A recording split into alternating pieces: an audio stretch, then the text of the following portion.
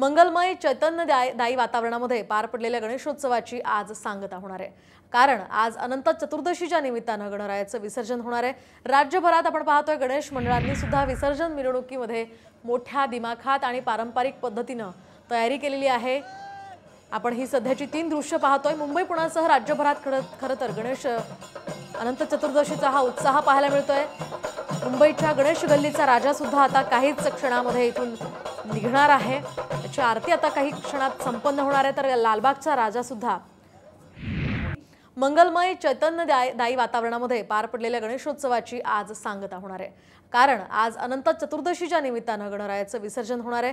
राज्यभरात आपण पाहतोय गणेश मंडळांनी सुद्धा विसर्जन मिरवणुकीमध्ये मोठ्या दिमाखात आणि पारंपरिक पद्धतीनं तयारी केलेली आहे।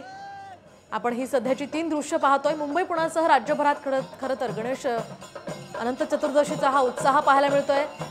मुंबईच्या गणेश गल्लीचा राजा सुद्धा आता काहीच क्षणामध्ये इथून निघणार आहे। त्याची आरती आता काही क्षणात संपन्न होणार आहे। तर लालबागचा राजा सुद्धा